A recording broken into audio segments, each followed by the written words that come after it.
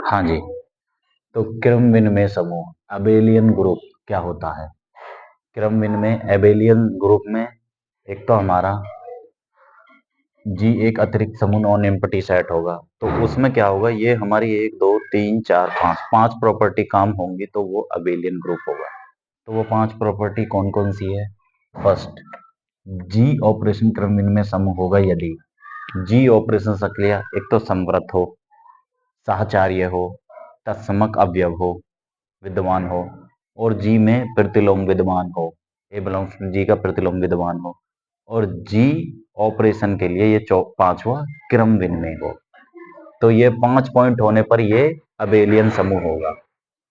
तो abelian group, तो सबसे पहले हम ये परमेय संख्या क्यों और मल्टीप्लाई ऑपरेशन मल्टीप्लाई के लिए अबेलियन ग्रुप है।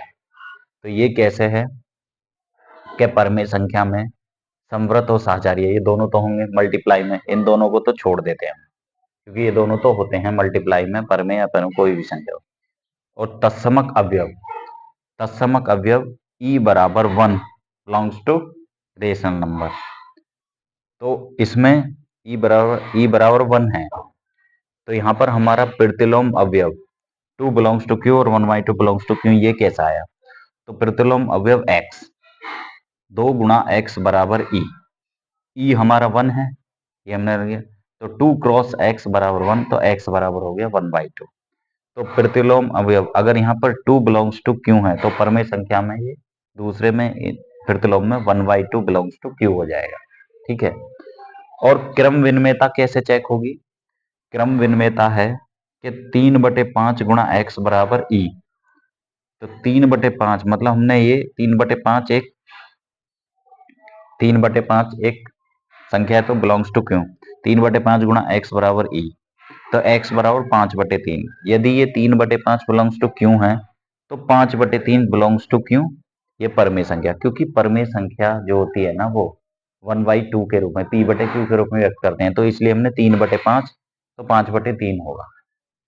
ये हमने परमेय, इसमें हमारा ये जो क्यों है इरेशनल नंबर है, तो वो इरेशनल नंबर हमें लेने पड़ेंगे ना बटे में, तो उस हिसाब से ये अगर ये 3/5 है तो ये 5/3 होगा उसके लमसम। तो ये हमारा क्या एक अबेलियन ग्रुप है, इसमें पांचों विद्यमान है मल्टीप्लाई।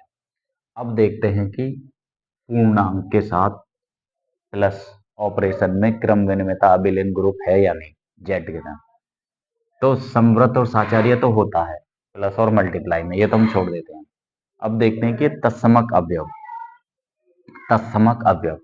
अब पूर्णांक हमारा 0, -1, -2, ये इस तरीके से लेते हैं। तो ई बराबर हमने 0 लिया, 0 बिलोंग्स टू जेड। ठीक है। अब ये तत्समक अवयव ई बराबर 0 बिलोंग्स टू, तो प्रतिलोम विद्यमान है, तो इनवर्स प्रॉपर्टी में हमें क्या करना है? प्रतिलोम विद्यमान है, तो 2 बिलोंग्स टू जेड, अगर ये इसका प्रतिलोम है, 2 बिलोंग्स टू जेड है, तो इसका प्रतिलोम क्या होगा? अगर यहाँ पर 2 है तो वो -2 होगा। हाँ, ये जेड में है ना, ये प्लस और माइनस में होता है ना, ऐसे ही जैसे। तो ये पूर्णांक में अगर ये 2 में है तो वो -2 हो जाएगा। अगर इसका -7 बिलोंग्स टू जेड है, तो इसका प्रतिलोम अवयव inverse property 7 belongs to Z हो जाएगा। ठीक है ना। तो ये माइनस प्लस में होगा क्योंकि ये पूर्णांक है, पूर्णांक हमारा -1, -1, 0, 1 इस तरीके से चलता है। तो अगर यहाँ पर 2 होगा तो वो -2, यहाँ पर -7 है तो ये 7 होगा। ठीक है।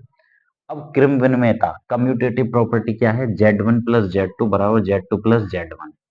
जो यहाँ पर हम जोड़ेंगे उनका जोड़ इस जोड़ के बराबर है, तो वो क्रम विनिमयता है।